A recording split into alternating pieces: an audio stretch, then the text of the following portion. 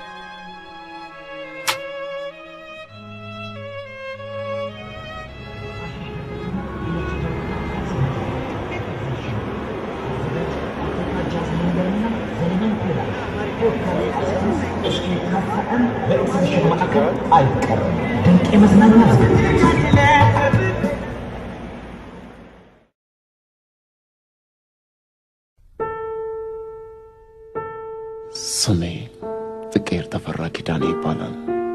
የተወለድኩት አዲስ አበባ በ1972 ዓመተ ምህረት ነው።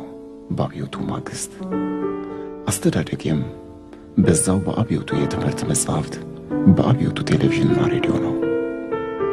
አሁንም አለው ያንኑ የድሮውን ቴሌቪዥን እያየው ሬዲዮንም እየሰማው ካሁንስ በኋላ ላቆመው ግድ ሆኖብኛል። ለምን ሁሌ ፖለቲካ፣ ሁሌ ፕሮፓጋንዳ?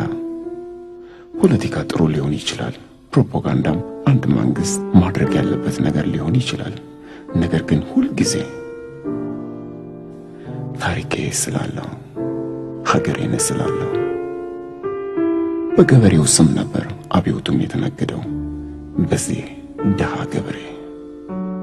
ገበሬው ግን ያው ነው፣ ድሮም ዘንድሮም ጭሰኛ።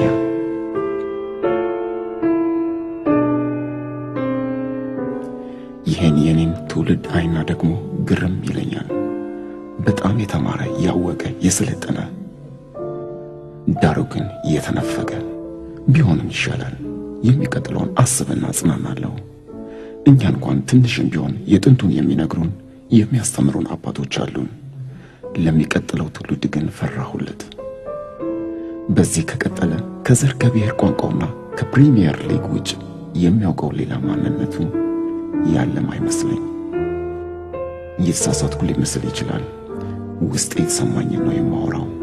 ስለተሰማኝም ስለሚቆረቁረኝም ነው ይህንን ፊልም ለማስታወሻነት የምሰራው።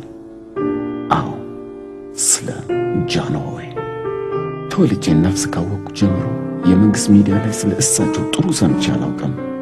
በትምህርት ቤትም ስማር ስለ ኢትዮጵያ ነገስታት በውሉ የተማርኩት ትዝ አይለኝም። አሁን አንድን ወጣት አዲስ አበባ ውስጥ አስቆማችሁ ስለ አፄ ዮሐንስ ብትጠይቁት ይበልጥ የሚያውቀው ስለ ቢል ጌትስ ወይም ስለ ዴቪድ ቤካም የፀጉር ቁርጥ ስታይል ነው። አይፈረድበትም። ለምን መሰላችሁ? የተነፈገ ትውልድ ስለሆነ።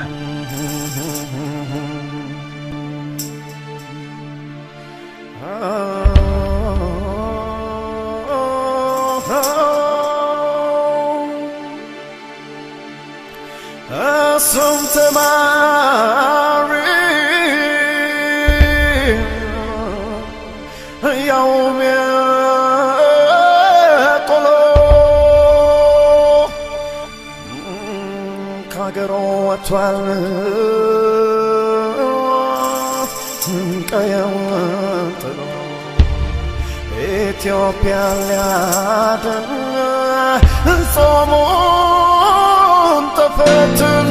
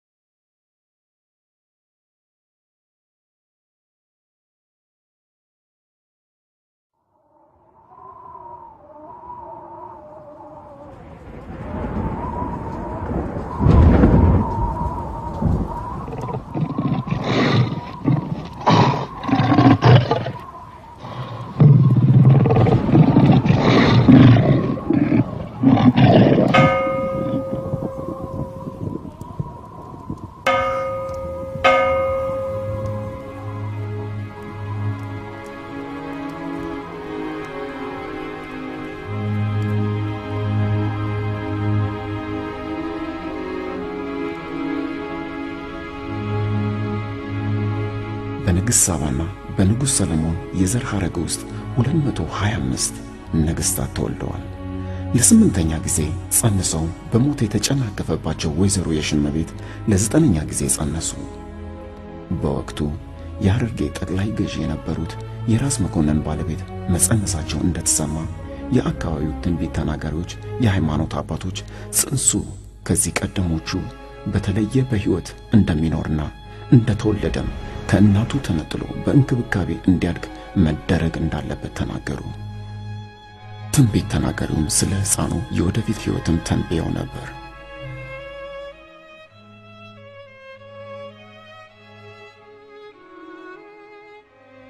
ስለ ተጸነሰው ልጅ የተነገረውን ትንቢት የሰሙት አባት ራስ መኮንን ለትንቢቱ ብዙም ትኩረት አልሰጡትም ነበር።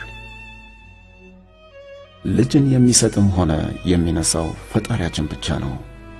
ታዲያ እኛ በእርሱ ሥራ ገብተን እናትና ልጅን የምናለያየው ለምንድን ነው? በማለት የትንቢት ተናጋሪዎቹን ሐሳብ ቢቃወሙ ልጅ ለማግኘት ጉጉታቸው ከፍተኛ ስለነበር በአቋማቸው ብዙም አልገፉበትም። እንዳውም የተባለውን ሁሉ ሊያደርጉ ፈቃደኛ ሆኑ። ካፊያ ዝናብ ሌሊት ነበር።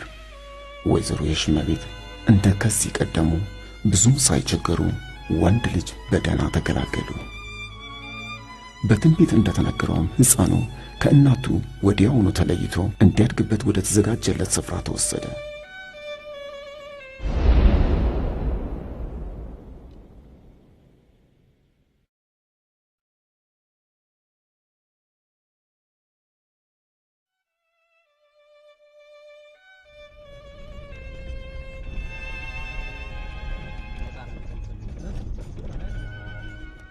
ኤጀርሳ ጎሮ ከአዲስ አበባ 570 ኪሎ ሜትር ላይ ትገኛለች። በጣም ውብና ለምለም ሀገር ነች። ምናልባትም ደግነታቸው እዚህ ሀገር ላይ ከሚታየው አረንጓዴነት የተፈጥሮ ውበት የተነሳ ይመስለኛልና ጃንሆይ በደግነታቸው በሳቸው ጊዜ ብዙም ራብ አይታወቅም። ሰው ጠርቦ የሚያድርበት እንደሆነ ነው የሚነገረው። በብዛት ሰው ይወዳቸዋልና ከዚህ ለምለም ሀገር የወጡ ሰው በመሆናቸው ነው ይመስለኛል ለምለም የተባሉት። አንዳንዴ ባህሪን አካባቢ ወስኗል የሚባለው። ሌላው ደግሞ አንዳንዴ ከእግዚአብሔር ለስልጣን ከእግዚአብሔር መቀባት የሚባል ነገር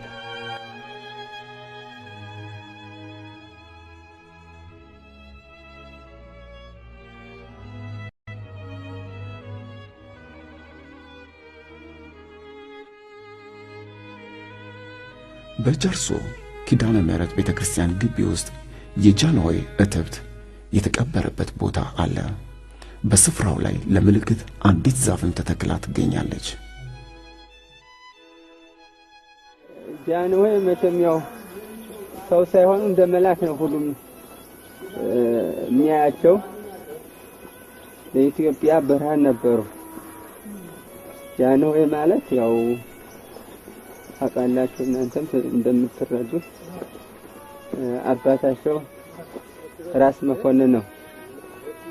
ራስ መኮንን ማለት ደግሞ ሞተዋል ይባላል እንጂ እሳቸው ተሰውረዋል ነው የሚባለው። ራስ መኮንን የጃንሆይ አባት እና ያው በትንቢት ነው የተወለዱት ይባላል።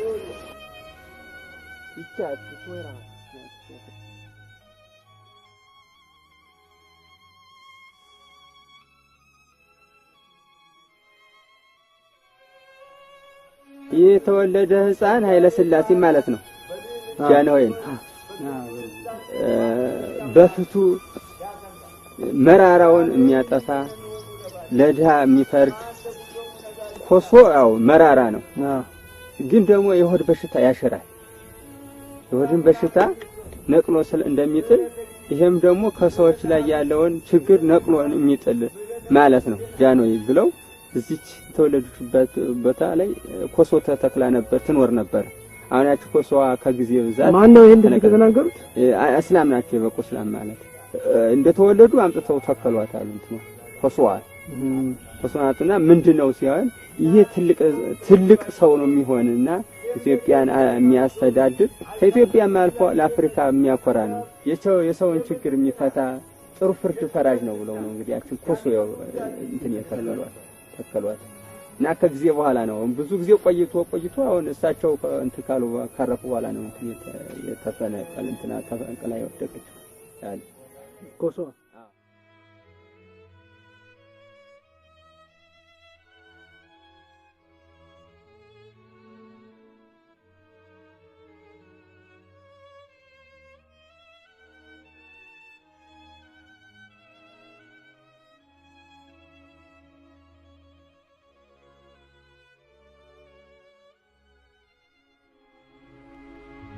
ኢትዮጵያ ከዘመነ መሳፍንት ሥርዓት ገና ብዙም አራቀችም ነበር።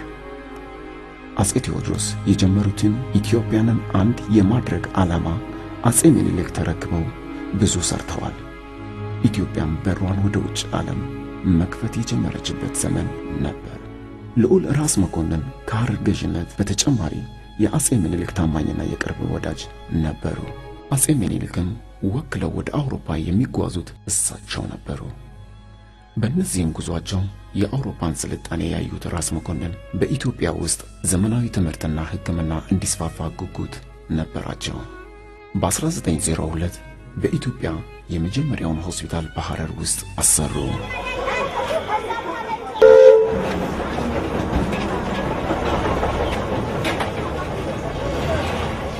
የዘመናዊ ትምህርትም ወሳኝነት የተረዱት ራስ መኮንን ልጃቸው ተፈሪን በፈረንሳይ ሚስዮን አንድሬ ጀርሶ አማካኝነት እንዲማሩ አደረጉ። ጎን ለጎን ደግሞ ግዕዝና አማርኛ እንዲማሩ አደረጉ። የተፈሪ ብልህነት በብዙ ሰዎች ዘንድ የተመሰከረለት ነበር። አባት ከአጼ ምኒልክ ዘንድ ፈቃድ አግኝተው ልጃቸውን ተፈሪን ገና በ13 ዓመቱ ጥቅምት 21 1898 ዓመተ ምህረት ነበር ደጃዝማች ተብሎ በሐረርጌ የጋራ ሙለታ አውራጃ ገዢ ሆኖ የተሾመው። በአሁኑ ሰዓት ሐረር ለጉብኝት የወጣ ሰው የራስ መኮንንን ሐውልት ሊያገኘው ይችላል። ታሪካቸውን ግን ለማንበብ የሚቸገር ሊሆን ይችላል።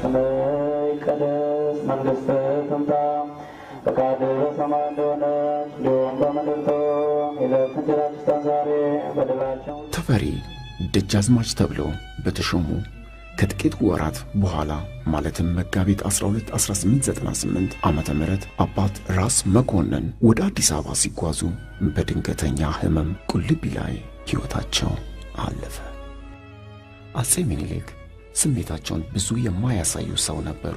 ለመጀመሪያ ጊዜም ከመንበራቸው ተነስተው በሕዝብ መሃል ሲያለቅሱ የታዩት በራስ መኮንን ሐዘን ላይ ብቻ ነው ይባላል። ስለ ጃንሆይ እናት ብዙም የሚታወቅ ነገር የለም። መቃብራቸው ግን በዚህ ቤት ውስጥ ይገኛል። በአሁኑ ወቅት ቤቱ የግለሰቦች መኖሪያ ሲሆን የወይዘሮ የሽመቤት መቃብር ከምሳ ጠረጴዛው ስር ይገኛል። እንዴትና መቼ እዚህ ሊቀበሩ እንደቻሉ ሊያስረዳን የሚችል ሰው በአቅራቢያው አላገኘንም።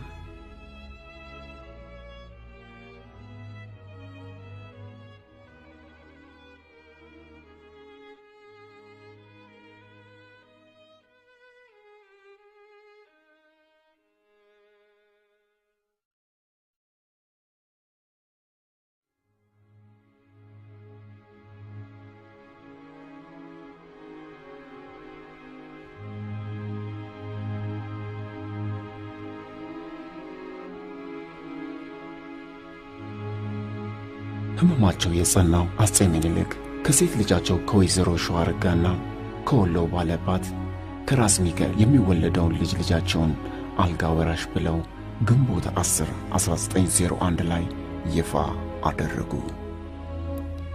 የ12 ዓመቱ ልጅ ኢያሱ በራስ ብትወደድ ተሰማ ናደው ሞግዚትነት ሹመቱን ተቀበሉ።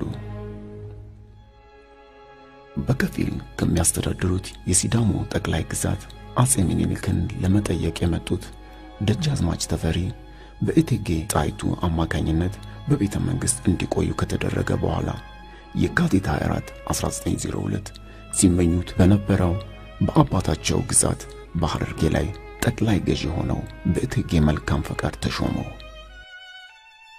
ልጅ ኢያሱ አልጋ ወራሽ ቢባሉም ስለ ንግስናቸው ትንቢት የተነገረላቸው የደጃዝማች ተፈሪ ጉዳይ ጭንቀት ፈጥሮባቸው ነበር።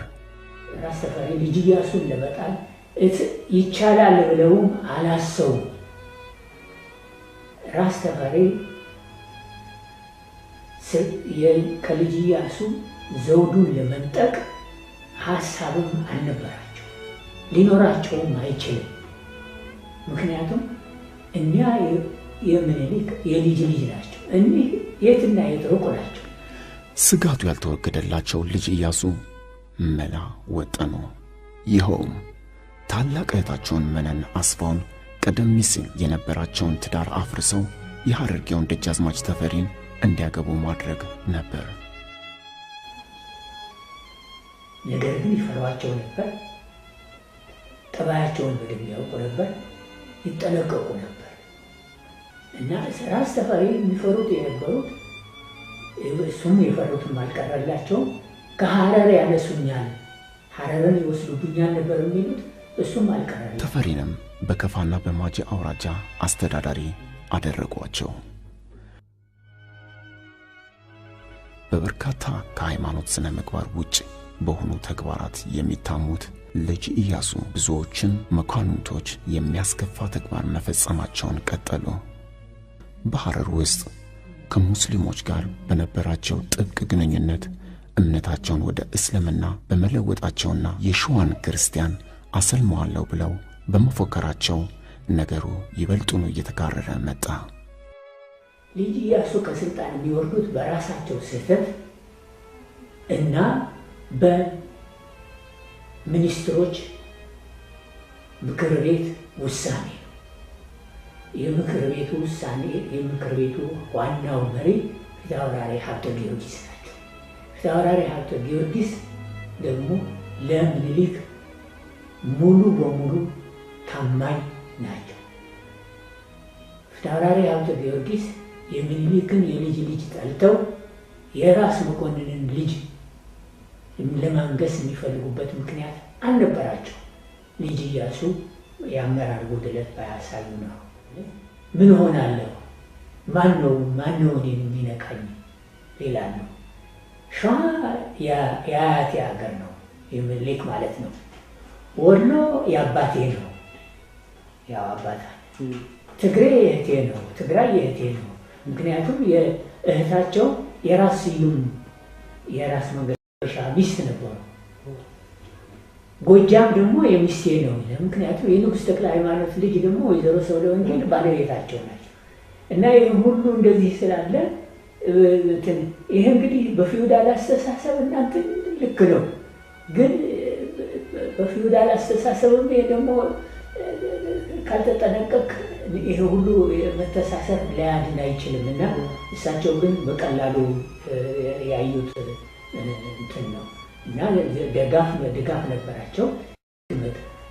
መጠበቅ አለባቸው፣ አለዛማ እንደገና የእርስ በርስ ጦርነት። የአጼ ምኒልክ ሚኒስትሮችም በመስከረም 17 1909 ዓ.ም ልጅ ኢያሱን ከስልጣናቸው እንዲወገዱ ወሰኑ። በምትካቸውም ከአጼ ምኒልክ በቀጥታ የሚወለዱትን ልጅ ኢያሱን በግዞት ያስቀመጧቸውን ወይዘሮ ዘውዲቱ ምኒልክ የኢትዮጵያ ንግሥተ ነገሥታት ተብለው እንዲነግሱ አደረጉ። የራስ መኮንን ልጅ ደጃዝማች ተፈሪን ደግሞ ራስ ተብለው የንግሥቲቱ አልጋ ወራሽ የመንግሥቱ ባለሙሉ ሥልጣን እንደራሴ እንዲሆኑ ተወሰነ። ይህም በዋና ዋናዎቹ የሸዋ መኳንንት ዘንድ በሙሉ ልብ ተቀባይነትን በማግኘት ለሕዝቡ በይፋ እንዲገለጥ ተደረገ።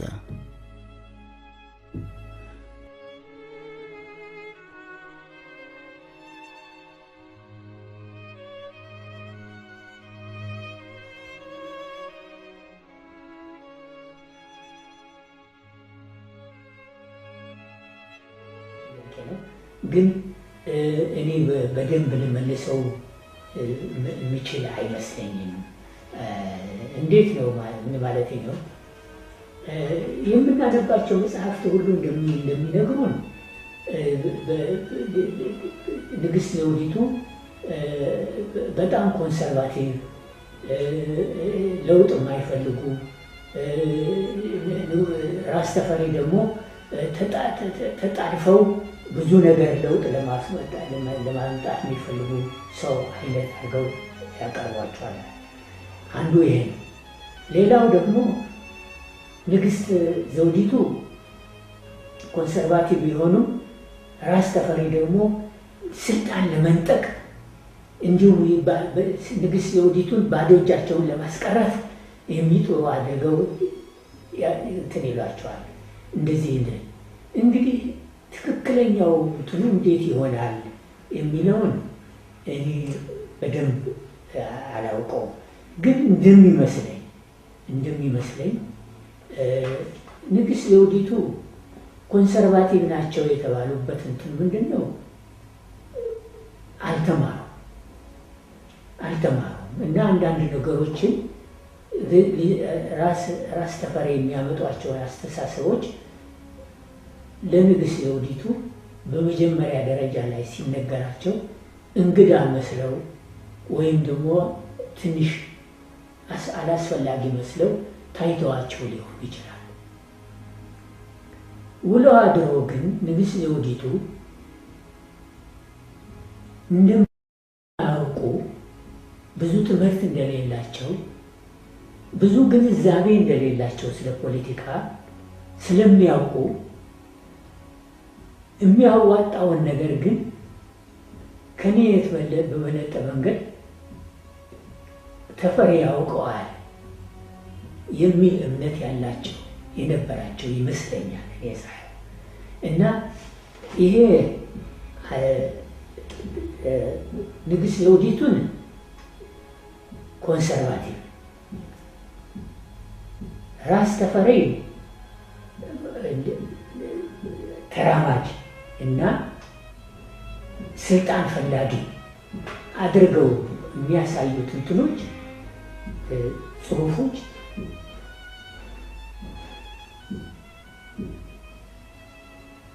ራስ ተፈሪ ከሚቃወሙ ማለት በተለይ በኋላ ከተማሩት ወጣቶች የዙፋን አስተዳደር የዙፋን አመራር ያልፈለጉ ሰዎች፣ ለውጥ የሚፈልጉ ሰዎች አጻጻፍ አስተያየት ይመስለኛል። እውነተኛው እንዴት ነው የተባለ ምናልባት አሁን እንዳልኩት እስኪረዱት ድረስ ንግስት ዘውዲቱ ይሄ ምንድን ነው ብለው መጠየቃቸው አልቀረም መሰለኝ። ከተረዱ በኋላ ግን በል እንግዲህ በጥንቃቄ ደህና አድርገህ ፈጽመው የሚል እና ስለዚህ ይሄ በጽሁፎች የምናየው በመካከላቸው እንደ ትልቅ ውጥረትና ቅራኔ ነበር የሚለው እኔ ለራሴ አስቸጋሪ ሆኖ ይታየኛል። ይሄ ምንድን ነው? ኋላ የመጡ ጸሐፊዎች የራስ ተፈሪን በጠቅላላ ዲክታቶሪያል አምባገነን እንዲህ ነበሩ፣ ነጣቂ ነበሩ፣ ልጅ ኢያሱንም ነጠቋቸው፣ ከዚህም ጋር ነው እንዲያውም አንዳንዶቹ ንግስት ዘውዲቱንም በህይወታቸው ላይ አንድ ነገር አድርገዋቸው ይሆናል ብለው ይሄ የጠላት ወሬ ነው። የጠላት ወሬ ነው። ሴትዮዋ ታመው ነው የሞቱት። እንትን የለው ይሄ ሐኪሞች እንትን የሚሉት ነው የመሰከሩት ነው።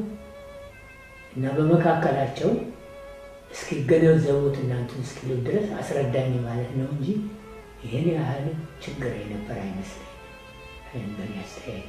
እና ንግስት ዘውዲቱ እንዲያውም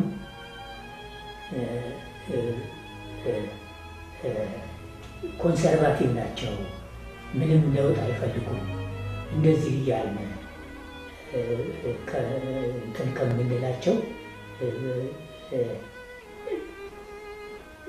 ሴትዮዋ በጎ መንፈስና ቀና አስተያየት እንደነበራቸው አድርገን ብናየው ለእሳቸውም ትክክል ይመስለኛል ንግስት ዘውዲቱ። ምክንያቱም ሴትዮዋ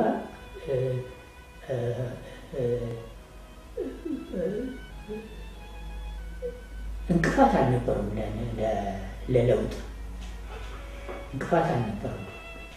ለውጥ አልፈልግም አላሉ። አስረዱኝ ምንድነው ጥቅሙ ብለው ጠይቀው እንደሆነ ነው እንጂ አልተቃወሙም። ንግሥት ዘውዲቱ መንበሩን ለአዲሱና ተራማጅ አስተሳሰብ ላለው አልጋ ወራሽ ተፈሪ ለቀቁላቸው። በመስከረም 27 1921 የንጉሥ ተፈሪ የንግሥና በዓል በደማቅ ሁኔታ ተከብሮ ነገሱ።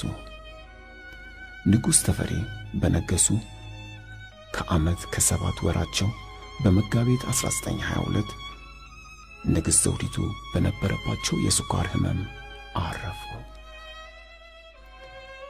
የንግሥት ዘውዲቱን ማረፍንም ተከትሎ የሀገሪቱን ዘውድ ተቀበሉ። በዚህም ግርማዊ ቀዳማዊ አጼ ኃይለ ሥላሴ ሞዓ አንበሳ ዘእምነገደ ይሁዳ ንጉሠ ነገሥት ዘኢትዮጵያ ስዩመ እግዚአብሔር ተብለው አዲስ አበባ ውስጥ በንጉሥነት ጥቅምት 23 1923 ተቀቡ። አጼ ምኒልክ ጀምረውት የነበረው ኢትዮጵያን ወደ ዘመናዊነት የማሸጋገር ጉዞ ንጉሥ ተፈሪ በሰፊው ማከናወን ጀመሩ። የኢትዮጵያንም ደህንነት ያስጠብቃል ብለው ወደ አሰቡት የታላላቅ ሀገራት ስብሰባ ወደ ነበረው የመጀመሪያው የመንግስታት ማህበር ሊግ ኦፍ ኔሽንስ አባል እንድትሆን አደረጉ። የኢትዮጵያ አስተዳደር እንደ አውሮፓውያኑ ሀገራት የዘመናዊነትን ቅርጽ እንዲኖረው ከፍ ያለ ፍላጎት የነበራቸው አጼ ኃይለ ሥላሴ ሙሉ ስልጣናቸውን በያዙ በአንድ ዓመት ጊዜ ውስጥ የሀገሪቱን የተጻፉ ዘመናዊ ሕገ መንግሥት በማውጣት አቀረቡ። ሰው የኢትዮጵያ ሰው ነፃ ወጣ ይወጣ በሕግ መተዳደር እርግጥ በኋላ ሕጎቹ ይጠቃለላሉ።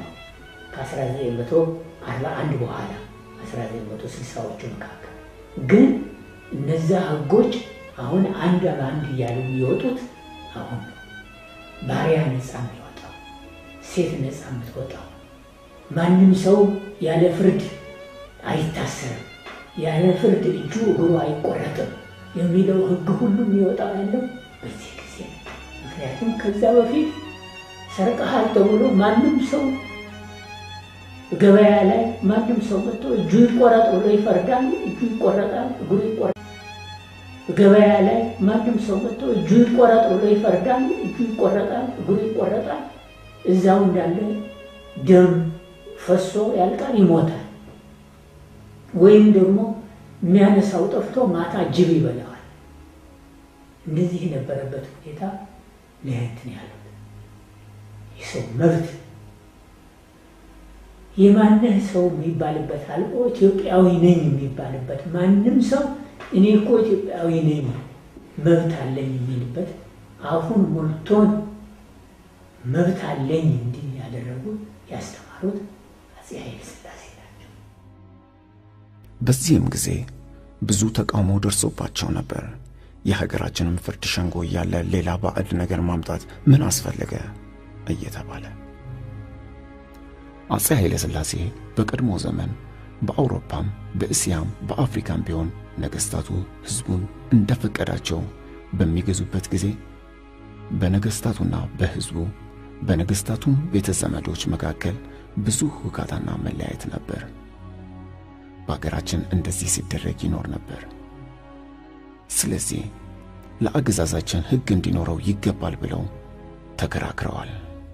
በተጨማሪም ሌሎች የዘመናዊነት እርምጃዎችን በመውሰድ ሀገሪቱን ለመለወጥ ጥረታቸውን አጠናክረው ቀጠሉ። ነገር ግን ኢትዮጵያ ሌላ እንቅፋት ገጠማት።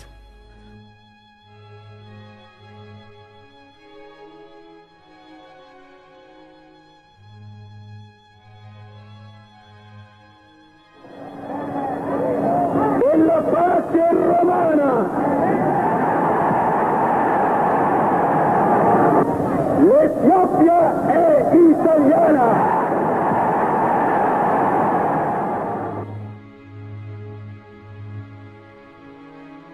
አስተዳደራቸው ገና ያልጠነከረው አጼ ኃይለ ሥላሴ ወረራውን ለመግታት ባላቸው አቅም ሁሉ ራሳቸው ጭምር በውጊያዎች ላይ ተካፋይ በማድረግ ለመከላከል ቢሞክሩም ሳይሳካላቸው ቀረ።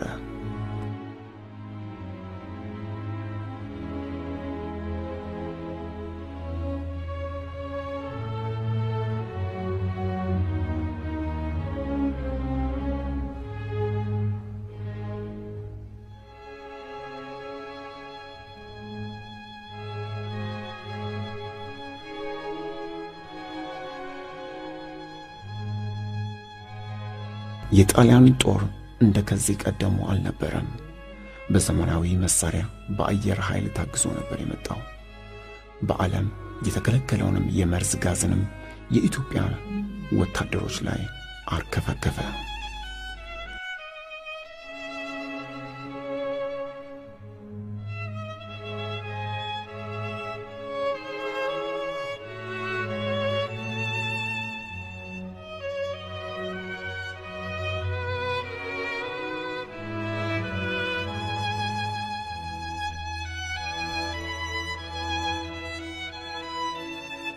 የጠላት ኃይል እየገሰገሰ መላውን ሀገሪቱን ለመቆጣጠር በየአቅጣጫው ቢዘምት አቤቱታቸውን ለማሰማት ወደ ጄኔቭ አመሩ።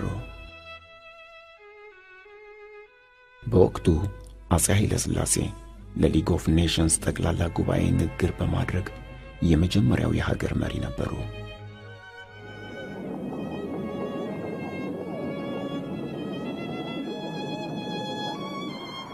አፄ ኃይለ ሥላሴ በመንግስታቱ ማህበር ፊት ባደረጉት ንግግር የታዳሚውን ሁሉ ልብ ነክተው ነበር።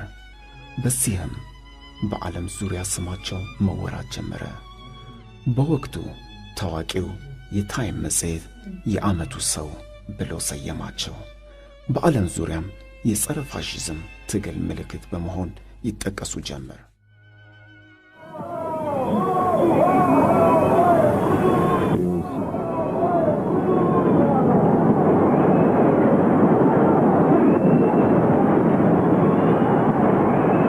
De m'excuser si je n'exprime pas en français, je voudrais sous ma pensée avec toute la force de mon esprit et de mon cœur en parlant en amharique. ጦርነቱ እንደተጀመረ በ1935 ዓመተ ምህረት መጨረሻ የኢጣሊያን የአውሮፕላኖች በጦር ሰራዊት ላይ የጋዝ ላክሬሞጀን ያለበት ቦምብ ጣልባቸው። ያቺነት ጦርነት መደረጉን አረጋግጠው ካስታወቁ በኋላ ለሕዝቤ ይደረግለታል የተባለውን እርዳታ የሚገባውንም ትክክለኛ ፍርድ ለመጠየቅ ዛሬ በዚህ ቀርቤያለሁ። አፄ ኃይለ ሥላሴ በንግግራቸው የመንግስታቱ ማህበር የተነሳለትን የጋራ ደህንነት ለማስከበር ኢጣሊያን በኢትዮጵያ ላይ የከፈተችውን የወረራ ጦርነት እንዲያስቆም ጠየቁ። በወቅቱ እንደ ትንቢት የተናገሩት ማህበሩ ወራሪውን በቸልታ ቢያልፍ አደጋው ነገ በእነሱ ላይ እንደሚከሰት አሳስበው ነበር። ምላሽ ያላገኙት አፄ ኃይለ ሥላሴ እንደተናገሩት ሁሉ የአውሮፓ መንግስታትም በሁለተኛው የዓለም ጦርነት በሂትለር ወረራ እሳት ተለብልበው ለታላቁ ውድመት ተዳርገዋል። የጣሊያን ጦር ከነቅጥረኛ ባንዳዎቹ ጋር ግማሽ ሚሊዮን ደርሶ ነበር። በአድዋ ጦርነት ጊዜ የኢትዮጵያኖችን ጀግንነት ያየው የጣሊያን ጦር በአሁኑ ዘመቻው በአየር ከመታገዙም በተጨማሪ አዲስ ስልት ይዞ ነበር የመጣው። ይኸውም የመጥረግና ማረጋጋት ጦርነት በሚል በማርሻል ግራዚያን የሚመራ ነበር። በትግራይ፣ በሸዋ፣ በጎንደር፣ በጎጃም፣ በወሎ እንዲሁም በተለያዩ ቦታዎች የነበሩ አርበኞችን ህብረት ሳይፈጥሩ በየቦታቸው መምታት ነበር ዓላማው። በዚህም ስልቱ ገበሬውን በየቦታው አሰቃየው። al popolo italiano e al mondo la pace è ristabilita e si tratta della nostra pace, della pace romana. L'Etiopia è italiana. ጣሊያን ኢትዮጵያን ለ5 ዓመታት እንደተቆጣጠረ ቢያወራም እውነታው ግን ከዋና ከተሞች አልፎ አያውቅም። ጣሊያን አዲስ አበባ ላይ መንግስቱን መስርቶ እያለ ከአዲስ አበባ 150 ኪሎ ሜትር ባልበለጠ ርቀት ላይ እነራስ አበበ አረጋይን የመሳሰሉ ጀግኖች አርበኞች ጣሊያንን እስከ መጨረሻው ቀን ድረስ ያስጨንቁት ነበር።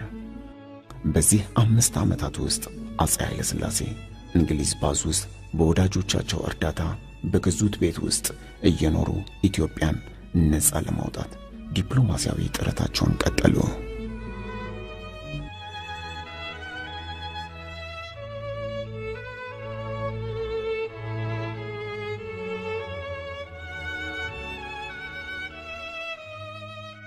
ወደ ሀገራቸውም ሲመለሱ መኖሪያቸውን ለአዛውንቶች መጦሪያ እንዲሆን በመስጠት አሁን ድረስ እያገለገለ ይገኛል። አውሮፓ በሁለተኛው ዓለም ጦርነት ስትታመስ የአፄ ኃይለ ሥላሴን ትንቢት እውነት መምጣት የተረዳው የእንግሊዝ መንግስት ኢትዮጵያን ነፃ ለማውጣት ከአርበኞቿ ጋር በመተባበር እንቅስቃሴ መጀመሩን አስታወቀ።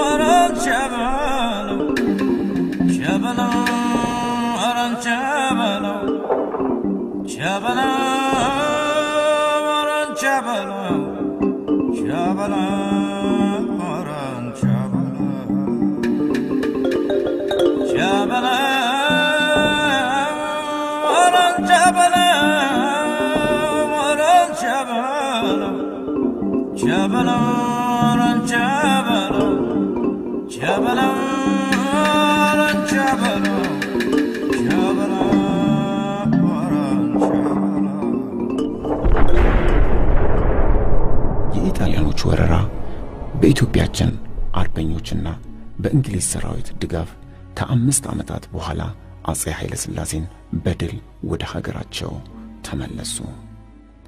ጣሊያን አዲስ አበባ የገባበትን ቀን ጠብቀው ሚያዝያ 27 1933 ዓመተ ምህረት በክብር ወደ አዲስ አበባ ገቡ። ራስ ኃይሉ ተክለ ሃይማኖት ባቀረቡት ግልጽ አልፋ ሮሚዮ መኪና በአርበኞች ታጅቦ በደመቀ ሰልፍ ወንዱ በሆታ ሴቱ በእልልታና መሬት እየሳመ ተቀበላቸው።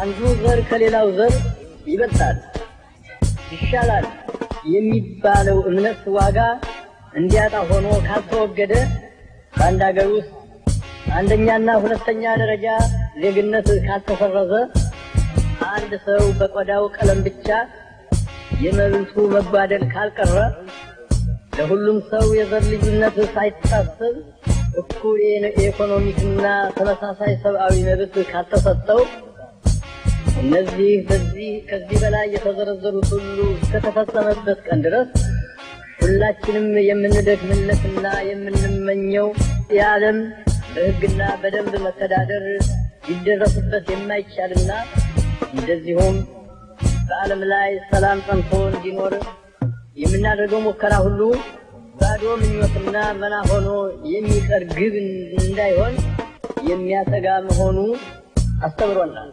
በደቡብ አፍሪካ፣ በአንጎላ፣ በሞዛምቢክ የሚገኙ ወንድሞቻችን ካሉበት የባርነት ቀንበር ነፃ እስኪወጡ ድረስ መላው አፍሪካውና እስያኖች በዓለም ሸንጎ በእኩልነት ደረጃ ድምጻቸው እስኪደመጥ ድረስ የአፍሪካና የእስያ ክፍለ ዓለም ሙሉ ሰላም አላቸው ለማለት አስቸጋሪ ይሆናል። እኛ አፍሪካውያን ትግላችንን አናቋረጥም። በመጨረሻም መልካም መጥፎን ድል እንደሚነሳና እኛም እንደምናሸንፍ ጥርጥር የለውም። እንደሚነሳና እኛም እንደምናሸንፍ ጥርጥር እንደሚነሳና እኛም እንደምናሸንፍ It is good that you are here to record this picture of me in my palace garden at Addis Ababa.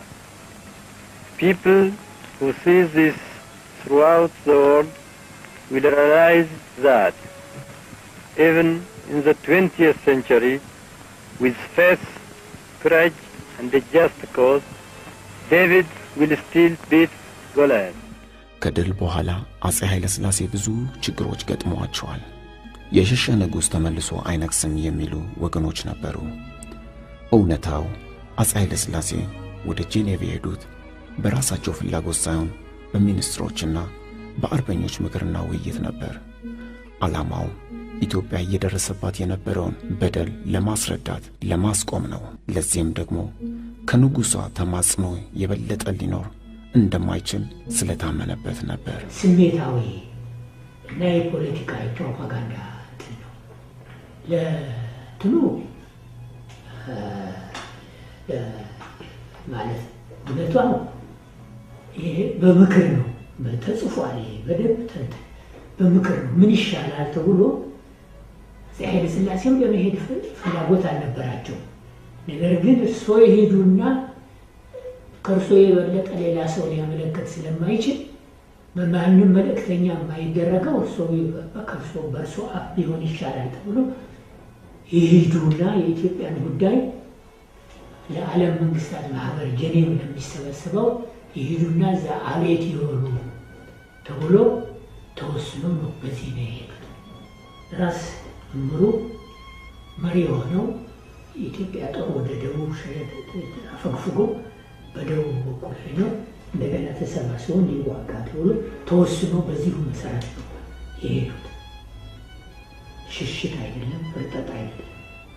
ይሄ ውሳኔ በመጨረሻ ደግሞ መጨረሻ ላይ ውጤቱን ስናየው መሄዳቸው በእጅ በአይነት እኔ በግሌ ምክንያቱም እዚህ ሆነው ባይሳካላቸው ኖሮ እዚህ ሆነው ቢሞቱ ኖሮ ቢገደሉ ኖሮ በጠላት ወይ ቢያዙ ኖሮ በኋላ ኢትዮጵያ ነፃነቷን እንደገና ለማግኘት ትንሽ ውዝግብ ይፈጠር ነበር። ምክንያቱም በኋላ በ1941 ጣሊያን ከኢትዮጵያ ተሸንፋ ከዚህ ተሸንፋ ስትወጣ ብዙ ክርክር ነበር።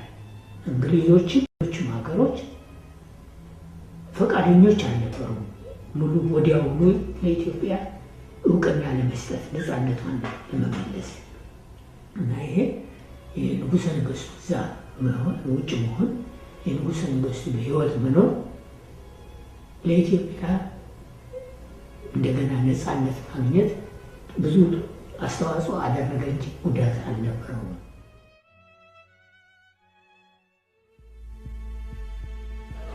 ደህና ሰላም ነው? እሺ ሰላም ነው? ሰላም አለ ድሮም ማለት የነገርኩህ ነው። ትኬር ፊልም ሜከርስ ነው። በጣም ጥሩ አይዲያ ነው። ደስ የሚል ነገር ነው። ኢትዮጵያ በጣም ብዙ ታሪኮች አሏት። ግን ታሪካችንን በሚገባ እኛም አናውቀውም በትክክል ለሰዎችም ደግሞ በሚገባ አላቀረብንላቸውም እና አንተ እንደ ፊልም ባለሙያነትህ ይሄን ነገር ለማቅረብ በመሞከር በጣም ጥሩ አይዲያ ነው። ደስ የሚል ነገር ነውና በምትፈልገው ነገር ሁሉ ልተባበርህ ፍቃደኛ ነኝ። ኃይለ ሥላሴ የራሳቸው ታሪክ ነበራቸው።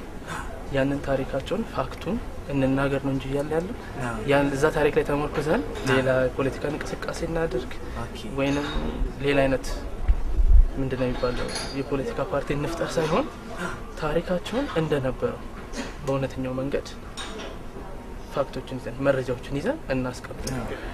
እንደምታዩት ደግሞ ሂስትሪ ሁሉ ጊዜ ባያዝድ የሆነ እየተደበላለቀ ያለ ነገር ነው። ስለዚህ ይሄንን ነገር ከማዳንም አንፃር እኛው ነን ለኛው ልንሆን የምንችለው።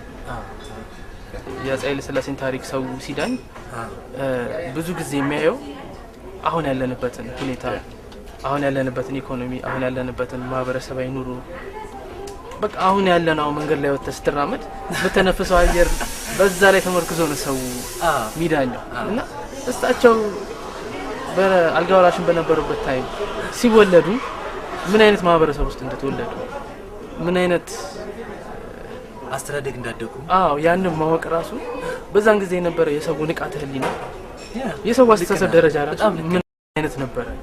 አሁን እኛ ለነሳሰብ አይነት አይደለም የዛሬ 70 ዓመት ምናምን የነበረው ከዛ በላይ እና የዛ በዛን ጊዜ የነበረ የማህበረሰብ አስተሳሰብ ራሱ ለሳቸው ታሪክ ጥሩም ሆነ በጎ ጥሩ ነው ወይም ጥሩ አይደለም ብለን ለመዳኘት በዛን ጊዜ የነበረው የህብረተሰብ አስተሳሰብ ደረጃ በጣም ማወቅ የሚያስፈልገን ይመስላል። እኛ መዳኘት ያለብን በነበሩበት ማህበረሰብ ውስጥ የነበረው ህብረተሰብ ከነበረው አስተሳሰብና ከነበረው የኑሮ ደረጃ ጋር እንጂ አሁን ባለንበት አይደለም። ይሄንንም አንድ እሳቸው የነበሩበትን ሂስቶሪካል ኮንቴክስት ማወቅ አለብን። ስለዚህ ከዛ ብንጀምረው ደስ ይለኛል። ምክንያቱም የታሪክ ሁሉ መሰረቱ ያ ይመስላል። በጣም ጥሩ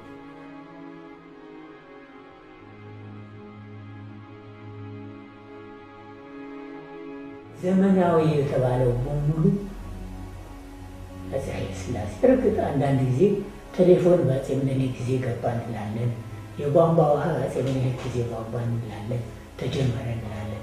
ግን ስንት ሰው ቤት ነው ቧንቧ የነበረው በአፄ ምኒልክ ጊዜ? ስንት ሰው ቤት ነው ቴሌፎን የነበረው? ይህን ሁሉ ማየት አለ። ይሄ ነው እንግዲህ ሞደርናይዜሽን የሹመት ጉዳይ አለ። የተዋጉበትን ሀገር ቢቸና እሱንማ ሰጥተዋቸዋል። ግን እሳቸው ጎጃሙን በሙሉ ምናምን ጥያቄያቸው በዛና አልታሰሩም። ግን ይጠበቁ ነበር። ሰው ገለው ሊያመልጡ እንትን ተባለ እና እኔ ይህን አላጠራሁትም። ግን በፍርድ ቤት ነው በፍርድ ቤት የጀነራል መንግስቱ ጉዳይ ተነስቷል። ያን ጊዜ መንግስቱ እሱን መጠየቅ የለበትም። ስንት ሰው ነው የገደሉት ጀነራል መንግስቱ በዘመናቸው? ስናድግና እኔ ራሴ በዘመናቸው ሳድግና ስኖር በዚህ ስለ ኮሌክቲቭ ሴኩሪቲ የነበራቸው አስተሳሰብ በጣም የሚያኮራና ተስፋ የሚሰጥ ሆኖ ነበር ያገኘሁት ያን ጊዜ። ሀያኛው ክፍለ ዘመን በዓለማችን በጣም ልዩ አይነት ዘመን ነው። ብዙ ትላልቅ ሰዎችን አፍርቷል።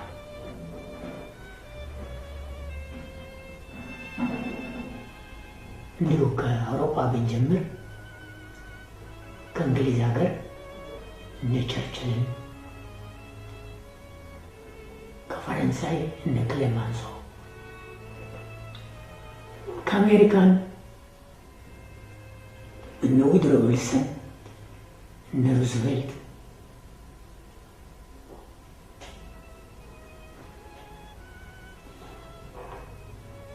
ከህንድ ደግሞ እነ ማህተማ ጋንዲ፣ እነ ኔህሩ ያፈራ ክፍለ ዘመን ነው፣ 20ኛው ክፍለ ዘመን። ከአፍሪካ ደግሞ አፄ ኃይለ ሥላሴ ናቸው። ከአረብ ሀገር ደግሞ ምንም እንኳ ትንሽ ወደ ተልእኮ ይገቡ እነ ገማል አብደል ናስር የአረቡን ህዝብ ደህና ያነቃቁ ሰዎች ናቸው። 20ኛው ክፍለ ዘመን በጣም ትላልቅ ሰዎች ያራበት ዘመን ነው። ያን ያህል ደግሞ ከይሲ የሆኑ ሰዎችንም አፍርቷል። ሂትለርና ሙሶሊኒ ሌሎችም አሉ። እና አሁን እንግዲህ የአፄ ኃይለ ሥላሴ ቦታ ምንድን ነው በምንልበት ጊዜ እኔ እንግዲህ አፄ ኃይለ ሥላሴን ከነ ሂትለር ከነ ውድሮ ዊልሰን ከነ ሩዝቬልት ጋር አላወዳደርም። ምክንያቱም እነዚያ በጣም ራሳቸው የተማሩ ከመሆናቸው የተነሳ በጣም የተማረ ህዝብ፣ የተማረ አማካሪ፣ የተመራመሩ ሚኒስትሮች ይዘው አማካሪዎች ይዘው ሀገር የሚመሩ ሰዎች ናቸው። ግን እንዲሁ በግላቸው እንትን ከተፍጨረጨሩት ሰዎች መካከል ግን ሁለት ናቸው የሚታዩ ትልልቆችን በእኔ አስተያየት ሁለት ናቸው። አንደኛው የህንዱ ማህተማ ጋንዲ፣ ሁለተኛው ይህኛው ቀዳማዊ ኃይለ ሥላሴ ናቸው። የህንዱ ማህተማ ጋንዲ ላቅ ያለ ትምህርት ያለው ነው። አንድ ሁለተኛ ደግሞ በዩኒቨርሲቲ ትምህርት በሕግ እንደዚህ የተማረ ሰው ነበር።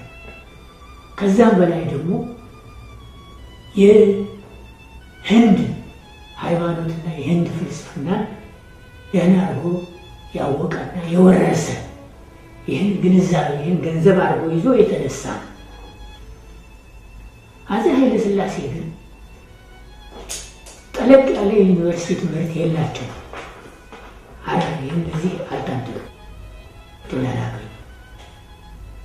አንድ ሁለተኛ ደግሞ እንደ ህንድ ፍልስፍናና እንደንትን ግንዛቤ የሚያደርጉት ከኢትዮጵያ ባህልና እንትን የወሰዱት ጠለቅ ያለ መጽሐፍትና እንትን ያለበት ፍልስፍና የላቸው ማለት የለው እና በራሳቸው ጥረት ሰፋ ያለ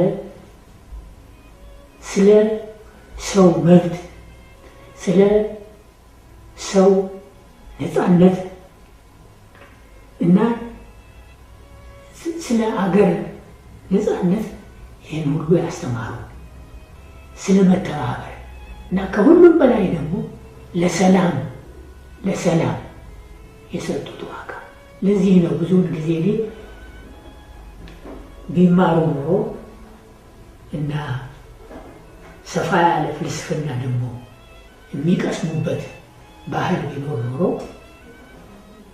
አፄ ኃይለ ሥላሴን ከማህተማ ጋንዲ ባላነሰ በዓለም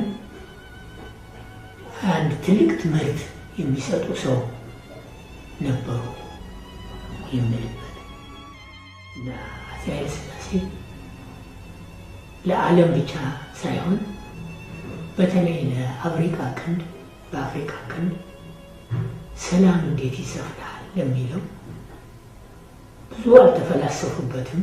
ጊዜም አልነበራቸውም። የሚረዳቸውም ሰው አልነበረም። ያንን ሁሉ እያሉ ግን ቢሆን ጭላንጭል ነበራቸው። አፄ ኃይለ ሥላሴ የአፍሪካ ቀንድ ተከፋፍሎ ሊኖር አይችልም የሚል የፖለቲካ እና የፖለቲካ ፍልስፍና ነበራቸው። ሀገር ለማስፋፋት ወይም ለማስፋት እንዲሁ እንትን ለማለት ወደብ ለማግኘት አይደልና አልነበረም። አፄ ኃይለ ሥላሴ የኤርትራና የኢትዮጵያን አንድነት እንዲፈጠር ያደረጉት እሳቸው ያዩት ምንድነው? የአፍሪካ ቀንድ ተከፋፍሎ ቢቀር ለሰላም ጠንቅ ይፈጥራል በማለት ነው። ከዚያም ቀጥሎ ከሶማሌ ሕዝብ ጋራ በተቻለ መጠን የቅርብ ግንኙነት እስከ ውህደት እንኳ ባይሆን በጣም የመቀራረብ እንትን እንዲኖር ብዙ ጥረት አድርገዋል። እንዴት ነው ይህን ሁሉ ለማድረግ? አንዱ በትምህርት ነው። የሶማሊያ ትውልድ ያላቸውን ወጣቶች የኢትዮጵያ ትምህርት ቤቶች ገብተው እንዲማሩ በማድረግ እና ኢትዮጵያ ያው ወንድም ሀገር እንደሆኑ የኢትዮጵያውያን ማለት ለሶማሌዎች ለማስረዳት ብዙ ጥረት አድርገዋል እና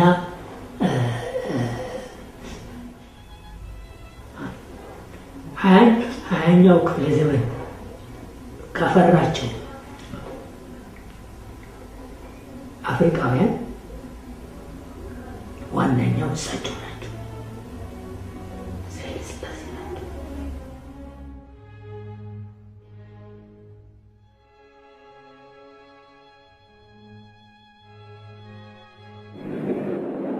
የሀሳባችን ዋናው ዓላማ የንጉሠ ነገሥት መንግስት ግዛታችን ተወላጅ ዜጎቻችን ሁሉ በመጠናቸው በምክር ቤት ውስጥ በሚገባ እንደራሴ እንዲኖራቸውና በዘርም ሆነ በሃይማኖት በመካከላቸው አንድም ልዩነት እንዳይኖር ለማድረግ ነው።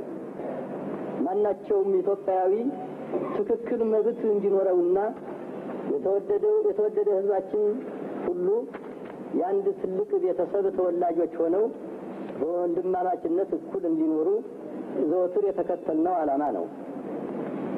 በንጉሠ በንጉሠ ነገሥቱ መንግስት ግዛት የሚኖሩ ሰዎች ሁሉ ሃይማኖታቸውን ስርዓት አክብረው በነጻነት ለመፈጸም አይከለከሉም። የ25ኛውን የዘውድ በዓላችንን ለማክበር ስላበቃን ፈጣሪያችንን እናመሰግናለን።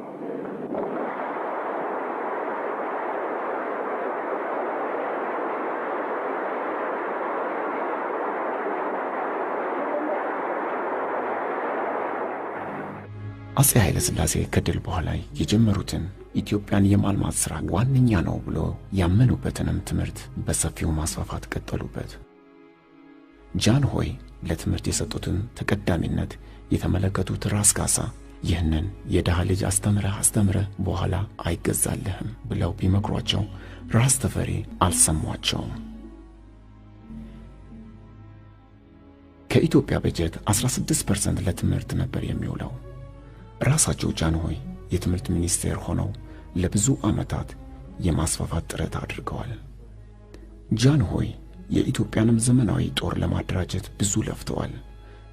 ዘመናዊ የምድር ጦር፣ የአየር ኃይል እንዲሁም የባህር ኃይል ማቋቋም የኢትዮጵያን ነጻነት አልፎም ተርፎም በዓለም ላይ ሰላምን ለማስከበር ተልዕኮ የተሳካ ውጤት ያስገኘ ጦር ገነቡ። በጣሊያን ቅኝ ግዛት የቆየችው ኤርትራ ከኢትዮጵያ ጋር እንድትዋሃድ ከፍተኛ ጥረት አድርገዋል።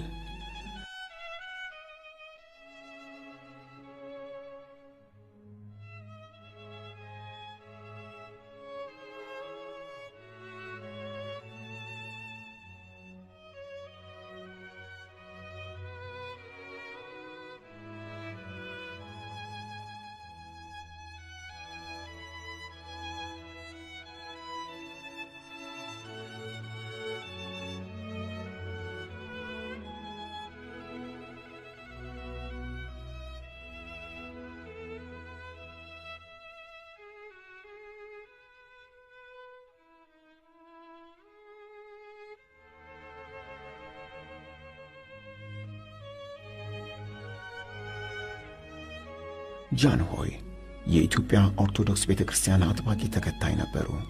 ለኢትዮጵያ ኦርቶዶክስ ቤተክርስቲያን መሪነት ከግብጽ የሚላኩት ጳጳሳት ሹመት እንዲቋረጥ በኢትዮጵያውያን እንዲተኩ ከአሌክሳንድሪያ ጳጳስ ፈቃድ አስገኝተዋል። ንጉሥና ኃይለ ሥላሴ ሀባህሌ በልቡ ሀባንጸር በአጽዋይቱ ጸሮ ጠላቱ ታሕተ ሀገሪሁ ፍጡነ በኃይለ መስቀሉ ለእግዚእነ ኢየሱስ ክርስቶስ ግሩራነ ላይኩኑ እግዚአብሔር ያቁረር ማቶ ምሕረቶ ለምድር እግዚአብሔር ያቁረር ማቶ ይፈምሳሉ። የአዲስ አበባ ዩኒቨርሲቲ በ1943 ዓመተ ምህረት ተከፈተ። የሰለጠነ የሰው ኃይልን በሰፊው ማፍራት ተጀመረ። በመቀጠልም አዲስና የተሻሻለ ሕገ መንግሥት በ1947 በማውጣት የኢትዮጵያን ሕዝብ መብት በይበልጥ ለማስከበር ሞከሩ።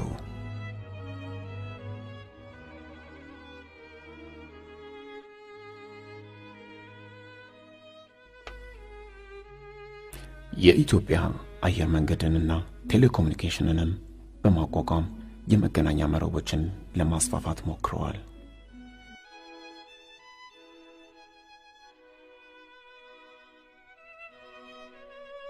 ከአልጋ ወራሽነት ዘመናቸው ለኢትዮጵያ መጠናከር ብዙ ለፍተዋል። ሕግና ደንብ አውጥተው ሚኒስትር ቢሮና አማካሪ አድርገው አዳዲስ ሚኒስትሮችን ሾመዋል።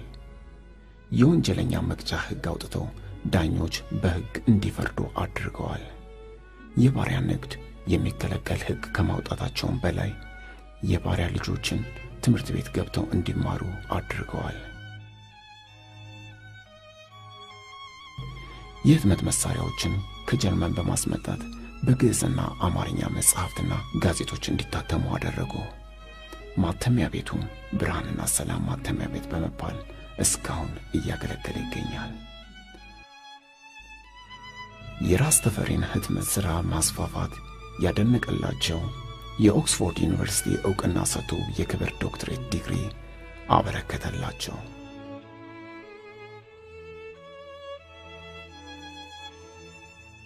አፄ ኃይለ ሥላሴ ለኢትዮጵያ መልማት የተቻላቸውን ሁሉ ለማድረግ ሞክረዋል።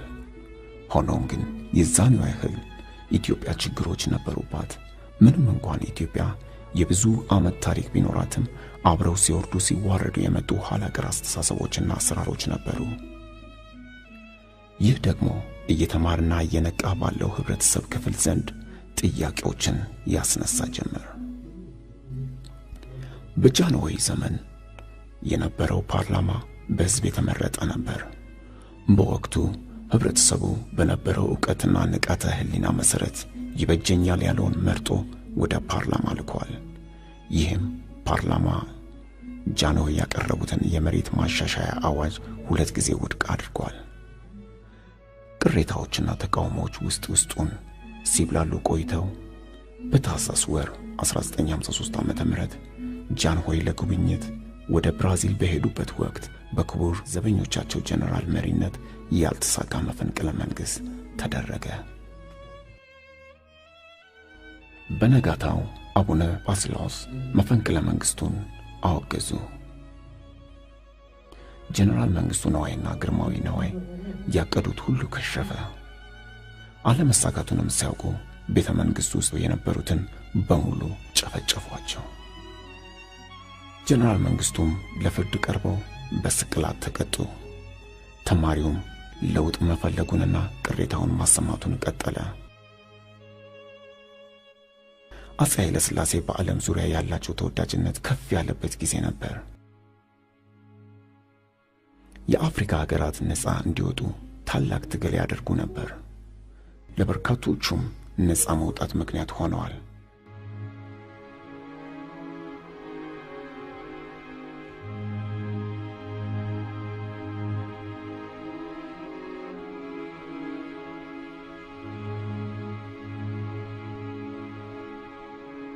ጃንሆይ በነበራቸውም ዝና አፍሪካን አንድ ለማድረግ የአፍሪካ አንድነትን በማቋቋም ታላቅ ሚና ተጫውተዋል። የአፄ ኃይለ ሥላሴ ለኢትዮጵያም ሆነ ለአፍሪካ አንድነት ደክመዋል። I will have the first question from Clifton Daniels of the New York Times. Your Imperial Majesty, last spring you were the host in Addis Ababa to the conference that formed an organization of African states. Then on Friday, in your address to the General Assembly of the United Nations, you said we Africans will fight if necessary. Does that mean that you think the United African States would use force to liberate the areas still under non-African control in Africa? ዓርብ ዕለት ከሰዓት በኋላ ከተባበሩት መንግስታት ማህበር ጠቅላላ ጉባኤ ባቀረቡት ንግግር ውስጥ አስፈላጊ ከሆነ አፍሪካ ነፃ ማውጣት ምናልባት በኃይል ጎዳና እንከተል ይሆናል ብሎ ተናግረዋል። አሁን አፍሪካን በእውነት ሙሉ ነፃ ለማድረግ ግርማዊነቱ በኃይል አስፈላጊ ነው ብለው ያምናሉ ወይ? እንደምታውቁት ሰላም ዓለም ሁሉ የሚከሰትበት ጉዳይ ነው። ይህ ሰላም እንዲጠፋ ይልቁንም ትንሽ መንግስቶች ከኛ ጀምሮ አይፈልጉም። የአፍሪካን አንድነት ግን በመልካም ተመስርቷል። ለዚህም ምሳሌ የምንወስደው ስለ አፍሪካ አንድነት የአሜሪካን ህዝብ ምሳሌ ነው። በዚህ አኳኋን አፍሪካን ነፃ ለቅ ያሉት መንግስቶች ለመዋጋት ሁለት አይነት መንገድ አለ። ምናልባት በሰላም ይፈጸማል፣ ግን መመከት ደግሞ እንዳለበት ታውቁታላችሁና የመዋጋት ትርጓሜው ሁለት ነው። በወቅቱ ዓለም በለውጥ ማዕበል ውስጥ ነበረች። የኢትዮጵያም ወጣት የማዕበሉ አካል ሆነ።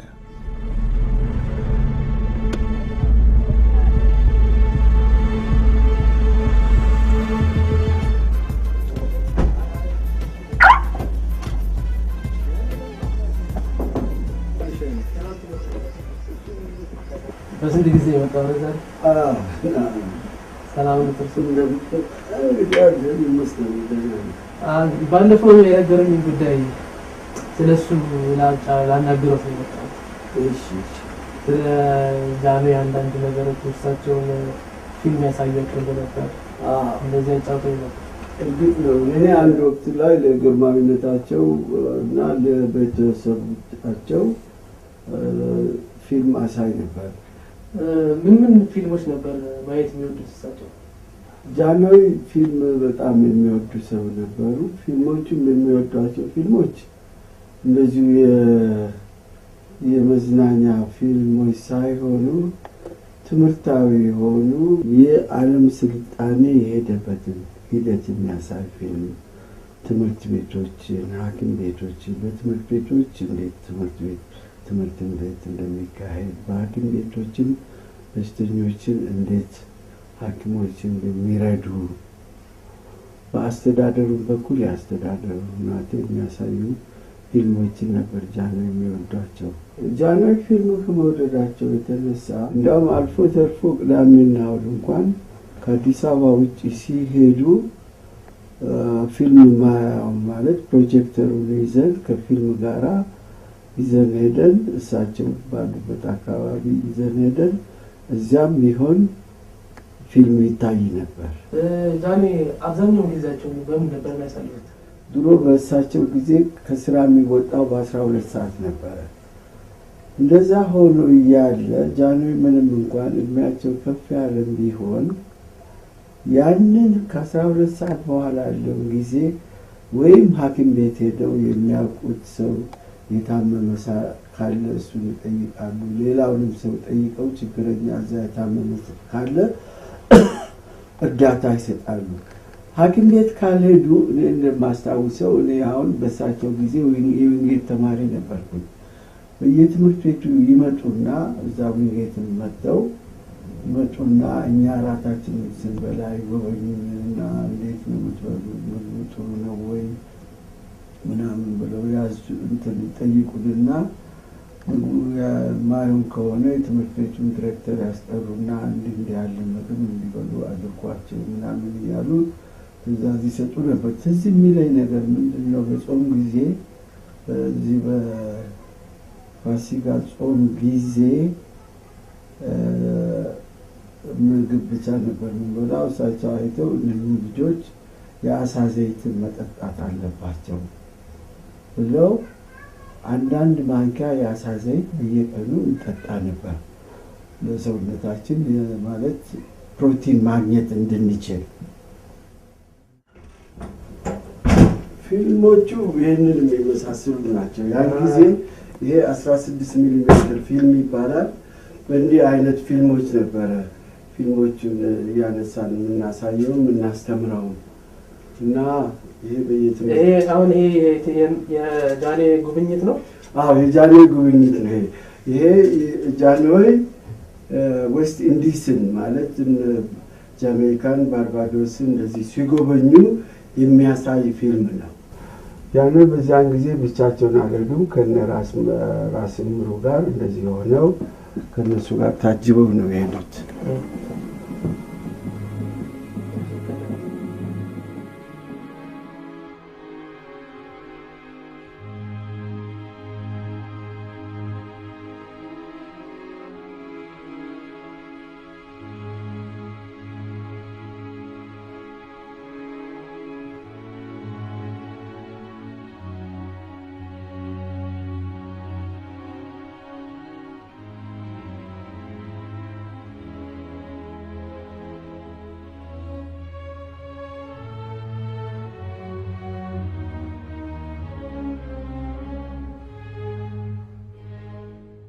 የራስታ እምነት ተከታዮች የጃንሆይን መለኮታዊ ኃይል ያምናሉ።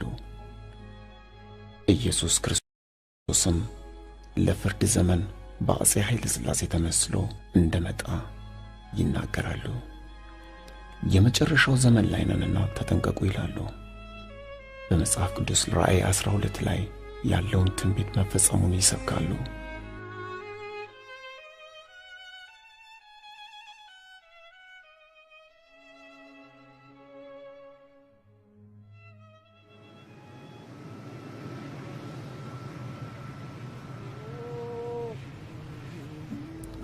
ራስ ጊንተሰብ የጽዮን ምድር ብሎ ወደሚጠራት አገር ከመጣ 12 ዓመት ሆኖታል። የጽዮንን ምድርንም በጫማው አይረግጥም። ኢትዮጵያ የተቀደሰች የአፄ ኃይለ ሥላሴ ምድር ነችና።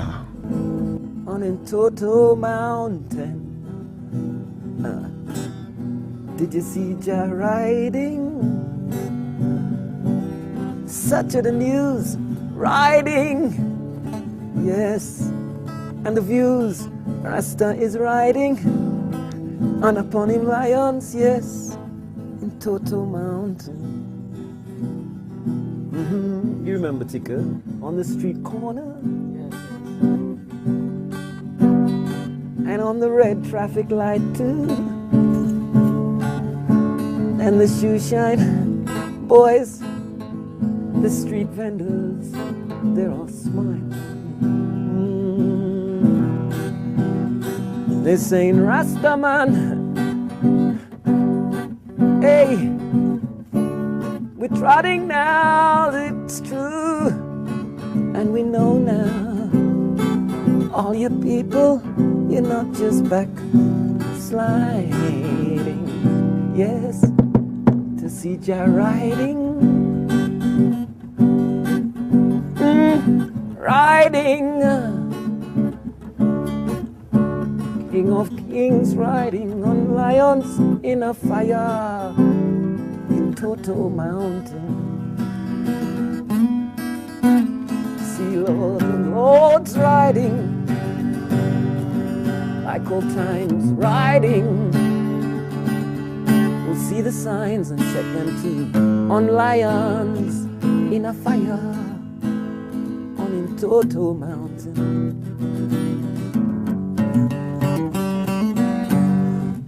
Some say vision, some say holographic projection, and the Protestant ministers got news about mass hallucinations.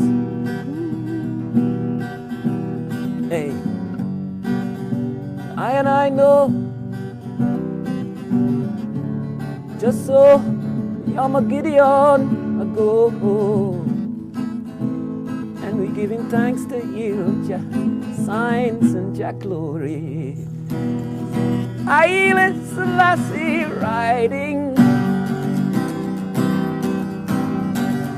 riding, yes, riding on lions in a fire on in Toto Mountain. Lord of Lords says, is on in Toto before congregations of Orthodox people, as a matter of fact, who know of that place as miraculous. So if this kind of sign or report had come out of Shashamani, people might have said, oh, you know, it's, I want to see. Making a film about His Majesty. Mm-hmm. So I just wanted to know the Rastaman's view of His Majesty. Emperor Haile Selassie is not a man who is hidden from the world. You know, in his own, he was acknowledged to be one of the most famous men in his own time. From my own experience of His Majesty as a small boy, I first heard of Emperor Haile Selassie as the King of Africa and as the winner of the World War. It was acknowledged that through him, the concept of Africa really still existed. The OAU had just been put into place by His Majesty. He had gone to the United Nations in New York and you know, deposited the charter with them. He'd been received with standing ovation. He had had the credits of President Kennedy, the accolades of President Kennedy, who had said there's no other hero like this for us at present. See, we are all in the shadow. We, the leaders of the world, all grew in the shadow of this man, Emperor Haile Selassie. It's a prophecy. It's a prophecy come from Bible times. It's a fulfillment of Revelation, and it's a beginning of what is called the judgment. Then, really, the new world that must come. See, the new earth and the new heavens. It's a sign that just before that time, there would come one called the King of Kings, the Lord of Lords, and the conquering Lion of the tribe of Judah, who the whole world would see, every eye would see him. They would make war upon him, the nations of the world. would make war upon him, but he would establish his kingdom having defeated them. You see? He would send out the sign from the mountain of Zion for the nations to gather. For the nations to gather. Where is this information? That information is in the Holy Bible. It's in the Kebra Nagast also. You know, it's in the Book of Enoch also. The Book of Enoch is present in the Amharic Bible anyway, but it's one of those books which is taken out of the Western Bible. You see? So the Book of Enoch tells us also that when the Lord in his glory and his goodness sits amongst the people as king, he would sit on the high mountains. Actually tells you of 7 mountains, and it says Jah would sit in the middle one. And I proclaim him to the world as the Messiah then. But they tell us to look for him, to look for the Christ. So we find him when we see and know who Emperor Haile Selassie is, of the Lion of Judah. The will of that divine power. See? So that divine power is what I see as I force in bringing us home to Ethiopia, to Africa. That home of the Ark of the Covenant. The Ark of the Covenant has always been said to be in Ethiopia. No other nation claims it, as a matter of fact, for the last 3,000 years. The scattered children of the earth, because we are told from every tribe, every family, every tongue, every nation, the people will gather in the Mount Zion. So that is I covenant with this King of Kings when he comes. Yeah, that's how we see His Majesty as that man that call us in, that give law. So His Majesty is that word. His Majesty is the word in this time. Didn't His Majesty claim that he's not God, or he never said that? His Majesty said, my glory is in the Bible. My glory is in the Bible. The Bible tells us that the time will come when a King of Kings, when one sits on the throne of David, who is acknowledged with these titles, King of Kings, Lord of Lords, and Conquering Lion of the tribe of Judah. The flag of Ethiopia bears the true flag, the Lion of Judah, on it, because the prophecy is claimed by Ethiopia. This throne of David and this Lion of Judah, who represents the said Christ from time. Christ didn't write anything at all. It was those who had faith in him, who decided after a long time to really be better get this information down somehow. The title, Negus Negast, Getawach Geta, Moambasa Zimenega de Yehuda, Simexabir Medane Alam, Yetzion Negus. You see? He is the King of Zion. That means the holy mountain that is prophesied in the Bible. At that time there was no Israel existing. You know, no modern day state of Israel. There was none. So the governments of the earth, the European, England, Germany, Belgium, the Eastern, Japan, Australia, New Zealand, whomsoever, China, Russia, the Western, the Americas, whomsoever was the African nations were not there because they were all colonized. So here was the whole earth coming into the heart of darkest Africa, where there is supposed to be no civilization whatsoever, to give their bow down before the king on the throne of David. So the message that His Majesty gave to them was, I am the King of Kings and the Lord of Lords, the conquering Lion of the tribe of Judah. It is. Some people are saying this time Haile Selassie is dead. So, by yourself, what do you say about that? All right. Our concept of the fullness of faith and the love of the Almighty for humanity. We are told that we have examples of prophets and great spiritual figures who we are told these things happened a long time ago, but we're told they did not pass through death, or they conquered death. He said that they are arresting in Ethiopia right now anyone who resembles Emperor Haile Selassie is being arrested And I've heard more details since I've come in Addis about that time. The soldiers were looking for His Majesty after he's supposed to have passed away or been killed or executed or died in whatever way. They were looking. They didn't try to prove to the people, look, this man is a dead old man, mortal, and we've cut off his head or whatever. Here he is, he can't help you anymore. They didn't make that move. The pattern in the Bible is the same. When Christ was buried, supposedly in his tomb, he was found to be, there was no body. They couldn't find the body. The ruler said, oh no, the people will say he's living, that he's conquered death. They knew what would happen because the man said he would do it, and now we can't prove he's dead. So at that time they couldn't prove. They said he's buried in a secret place, in an untold grave, then, an unmarked grave, as a form of disgrace to his name.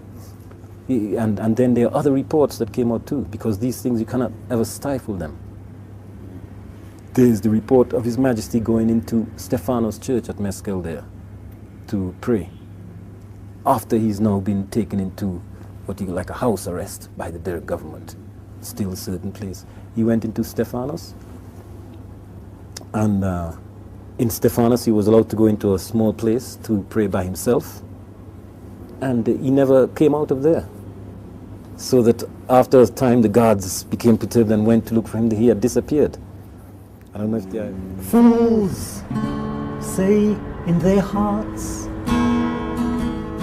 they say, Rasta, your God, is dead.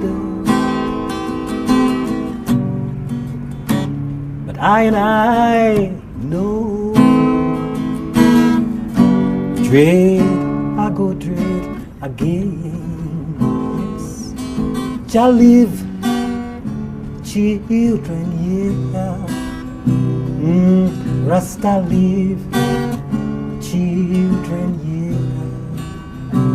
Rastafari live, children, yeah. Jaja live, children, yeah. It's a foolish dog bark at a flying bird. One sheep must learn, children, to respect the shepherd. Yes, shall live, children, yeah. Rastafari live, children, yeah. I live, children, yeah. Jaja live.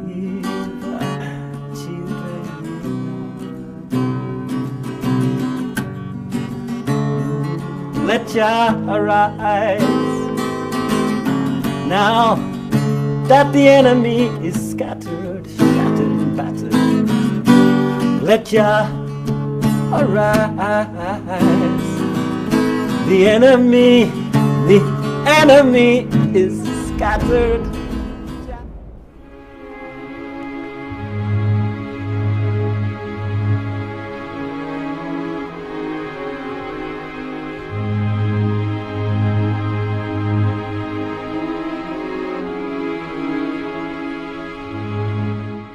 በኢትዮጵያ ብዙ ኃይለኞች ነገስታት አሉ።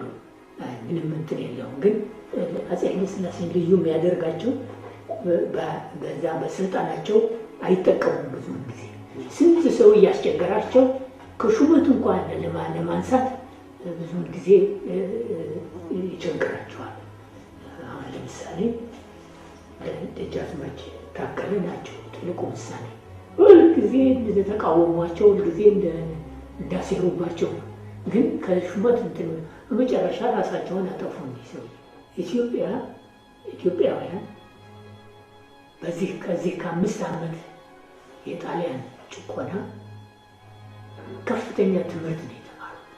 በዚያ ጊዜ ማለት የነፃነት ትርጉሙን አወቁት እና ስለዚህ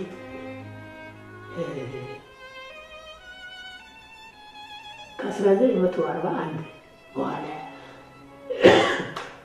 የነበረው የነበረው መንፈስ ምንድን ነው ያልክ እንደሆነ ከፍተኛ የብሔራዊ ኩራትና የአንድነት ስሜት ነበር። ከፍተኛ የሀገር ፍቅር ስሜት ከፍተኛ ነው። ለሀገር የነበረው ለመስራት ሁሉም ለማስተማር፣ ለመስራት፣ ለማሻሻል፣ ለመሻሻል የነበረው ፍላጎት ይህ ነው ለመባል አይቻልም። ቀስ በቀስ እየጠፋ ሄደ እንጂ የነበረው መንፈስ ከፍተኛ ነው እና ሁሉም ደግሞ ይሰራ ነበር። አንድነት በአንድነት በመግባባት ብዙ ባለመነታረክ እዚያን ጊዜ የነበረው የአንድነት ስሜት የመፈቃቀር ስሜት በምንም ጊዜ የሚደገም የሚመለስ አይመስለኝም። እንዲህ ነው እንደዚህ ነው ለማለት በጣም ያስቸግራል።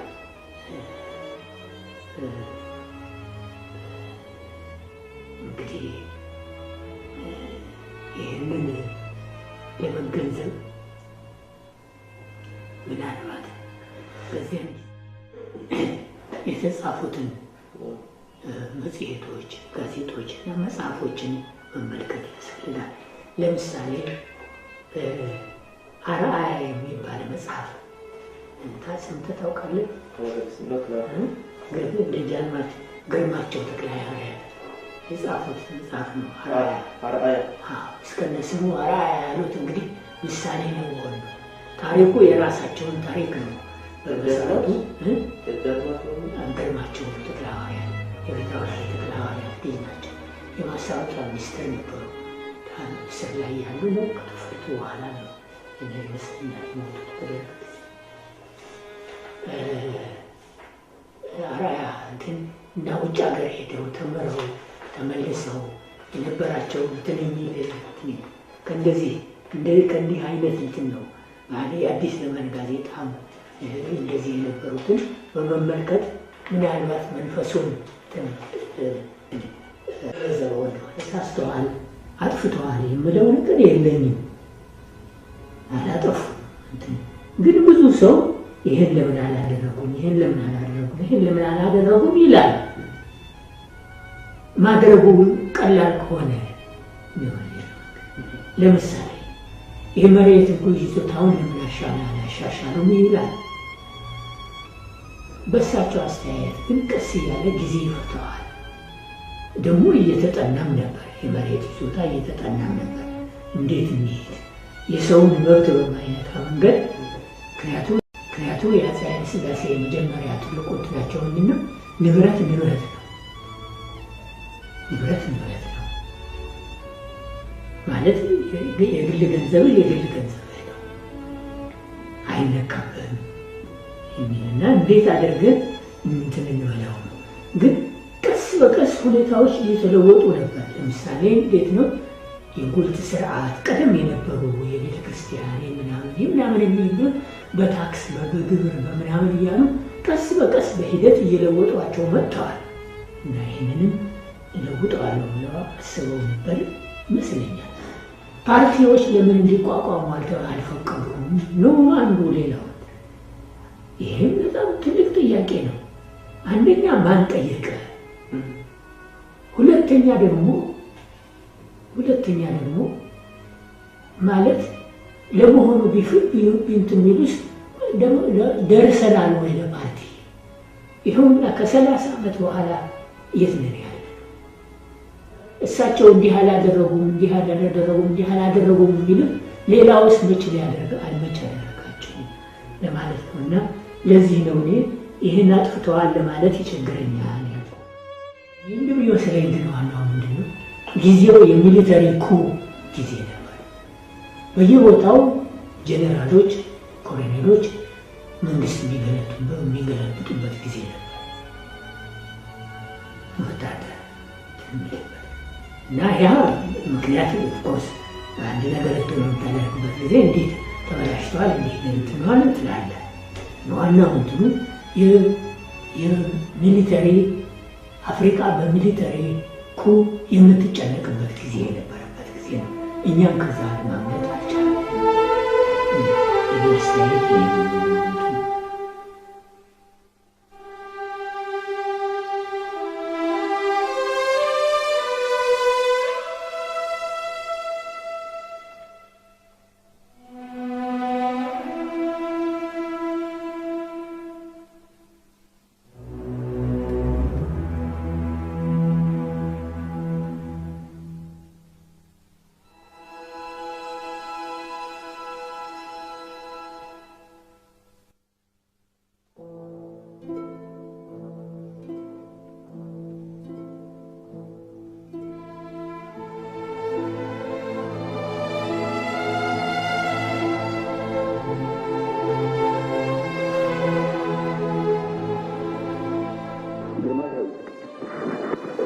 የጦር ኃይሎች የፖሊስ ሰራዊትና የብሔራዊ ጦር ደርግ ለግርማዊነቱ ደህንነትና ጤንነት በሰፊው የሚያስብ እንደመሆኑ መጠን ለዚህ ለጤንነቱም ሆነ ለደህንነቱ የተዘጋጀ ስፍራ ስላለ ወደዛ እንዲሄዱልን በትህትና እንለምናለን።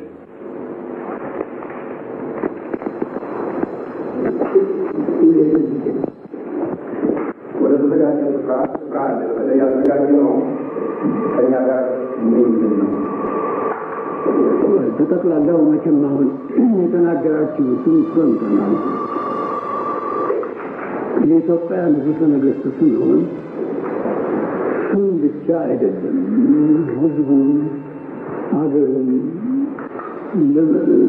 በሰላም ጊዜ የሚሰራለትን ጠላትን ሊመጣ የሚነከስበትን በማስተናጋት መሆኑን ይህ በጦር ሰራዊታችን ውስጥ የታወቀ ሳይሆን ይቀራል ብለን አንጠርጥርም። ቢሆንም በየጊዜው የሚለዋወጠው ነገር ደግሞ ለሀገር የሚጠቅም ነገር ካለበት የሀገርን ጥቅም በሌላ ለመለወጥ አይቻልም እና ያነበባችሁትን ሰምተናል። በዚሁ ማቆም ነው።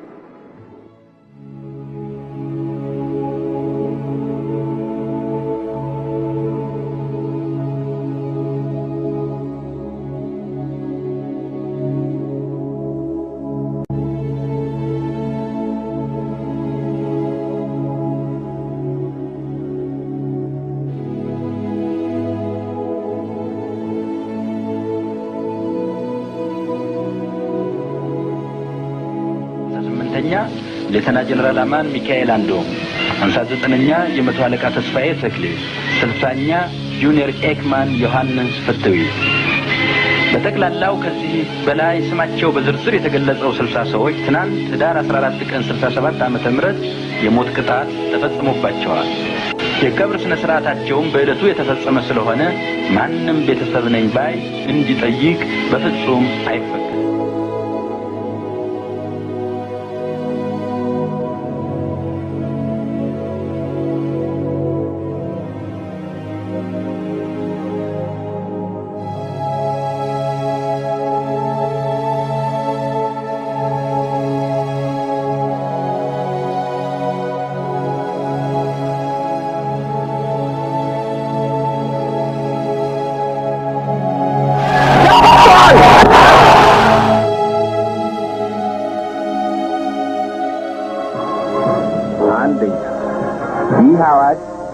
ኢትዮጵያ ጊዜያዊ ወታደር አስተዳደር አዋጅ ቁጥር 1 ህዝባር 1967 ዓመተ ምህረት ተብሎ ሊጠቀስ ይችላል።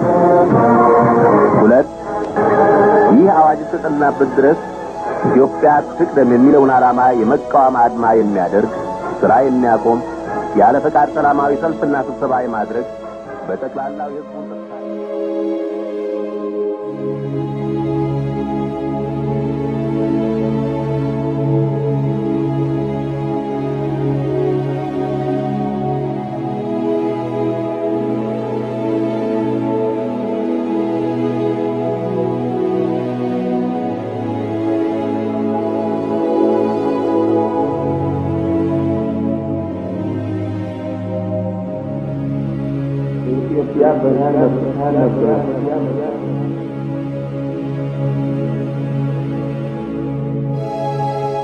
ነሐሴ 26 1968 በመንግስት የመገናኛ ብዙሃን በቀረበ ዜና ጃንሆይ በፊኛቸው ላይ በተደረገ የቀዶ ሕክምና ባጋጠማቸው ችግር ማረፋቸው ተገለጸ። ዶክተራቸው ፕሮፌሰር አስራት ወልደየስ ግን ዜናው የሐሰት መሆኑን ገልጸዋል። ስለ ቀዳማዊ አጼ ኃይለ ሥላሴ ብዙ ልንል እንችላለን። ለአንዳንዶቻችን ክፉ፣ ለሌሎቻችን ደግ፣ ለአንዳንዶች ደግሞ መሲህና አዳኝ ጌታ ናቸው። ለእንደኔ አይነቱ ደግሞ ደግ አባት፣ የዓለም ጥቁር ሕዝብ መመኪያ፣ ለኢትዮጵያ እድገትና ስልጣኔ ፈርቀዳጅ፣ አንድነታችንን ከመቼውም በላይ ያስጠበቁ ታላቅ መሪ ናቸው። እኚህ አባት መጨረሻቸው ይሄ መሆን ነበረበት።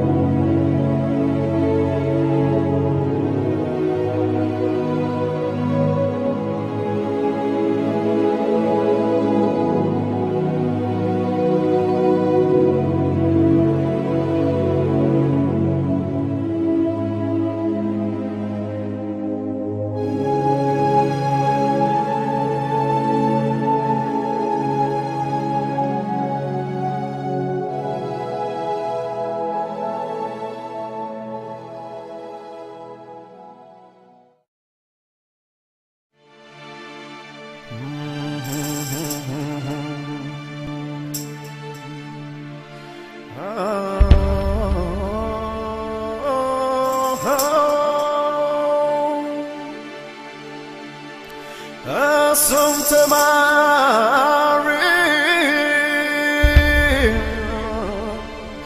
ያውም